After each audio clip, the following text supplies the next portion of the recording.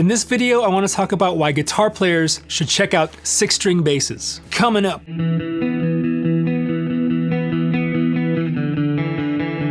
Hey, welcome back to the channel. I'm Ronquillo. If you're new here, thanks for joining me. So I wanted to show you guys two different 6-string basses today. And I'm not talking about the 6-string basses that bass players are most familiar with, which is a 4-string with an added low B and a high C string. I'm talking about the old school 6-string basses, which are tuned just like a guitar but an octave down, which makes it easier for us guitar players, but it's also a fun instrument to play. So here are two of those types of 6-string basses I'm talking about. So each are pretty different in terms of style, feel, and of course the sound. So I've got a Squier Bass 6, which is the Squier version of the classic Fender Bass 6, and then the Eastwood Hooky Bass 6 Pro, which is a tribute model to Joy Division and New Order bassist Peter Hook. Now before I talk about these basses in particular, I want to give you guys a little bit of background on 6-string basses in general. The first 6-string bass instrument was made by Danelectro in 1956, which was called the UB2, which was a single cutaway 2-pickup bass guitar. According to the catalog back then, the UB2 was a brand new instrument that combines the best qualities of Spanish guitar and big string bass. 2 years later, in 1958, they came out with the more identifiable Longhorn 6-string bass. Soon after, other manufacturers followed suit with Gibson's EB6 in 1959, and then the Fender Bass 6 in 1961. And these instruments started to show up on records and soundtracks in the recording studios of Nashville and Hollywood. Now they weren't necessarily played like traditional basses. More often they were used to complement the main bass part, which was usually on upright bass. And they added a percussive element to the track. Sometimes they called it click bass or tic-tac bass. And you can hear this sound on Elvis Presley's Little Sister, which is panned to the right if you're listening with headphones or on speakers, it's on the right side. And a ton of country music from the 50s like Patsy Cline. I've got your picture. Ernest Tubb. Thanks a lot. And some of my favorite guitar heroes like Duane Eddy often employed the tic-tac bass sound.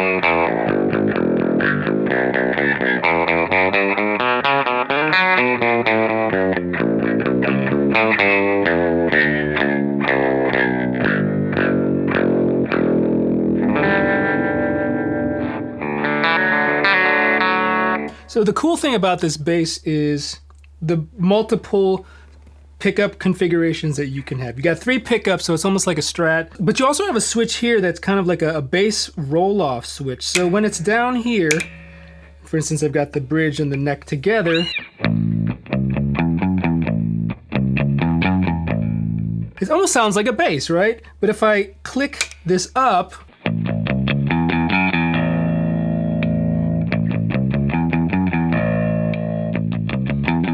it still has the bass register, but it takes away some of the bass frequency, so it kind of sets it in a nice place between like a guitar and a bass, or kind of like between a baritone and a bass.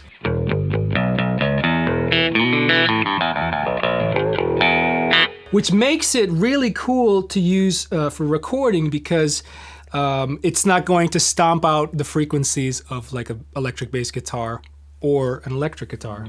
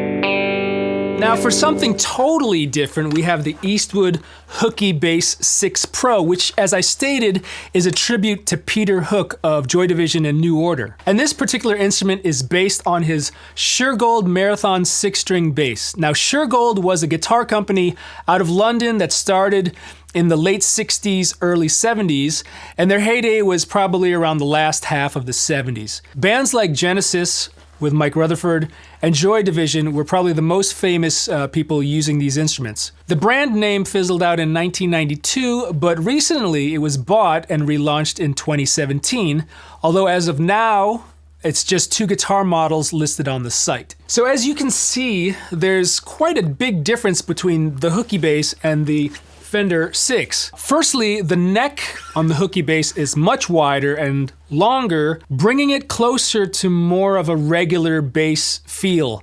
Obviously, the styling and the electronics are totally different. This one is more modern and simple with the single pickup. And if you listen to Peter Hook and Joy Division and New Order, his playing style was probably the furthest thing from the tic-tac sound. He was more like new wave, punk alternate picking, as well as using it for like lead lines.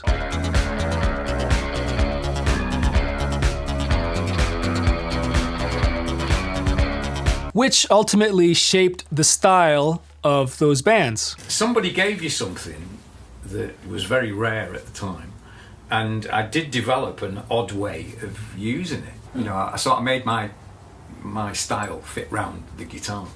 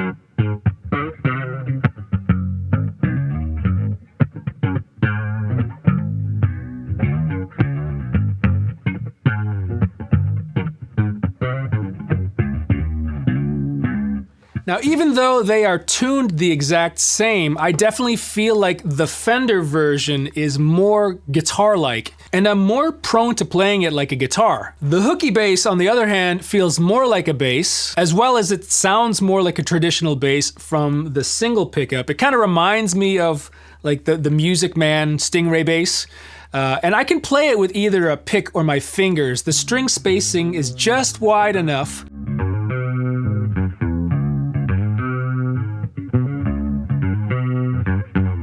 Now, the Fender bass isn't really meant for finger plucking, although it's not impossible.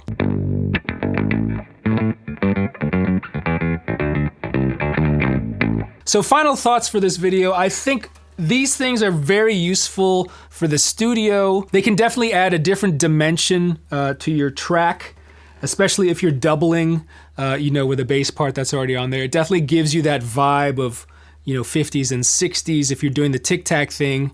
But as well, they're fun to play, and they kind of inspire a lot of creativity, at least with me. All right, guys, let me know what you think. Would you guys get one of these 6-string basses? Let me know down in the comments. All right, guys, if you enjoyed this video, please click that thumbs up. If you have any comments or questions, leave them down below. If you'd like to see more videos like this, guitar lessons and gear demos, make sure you click the subscribe button. Thanks again for watching. I'm RJ Ronquillo, and I'll see you in the next video.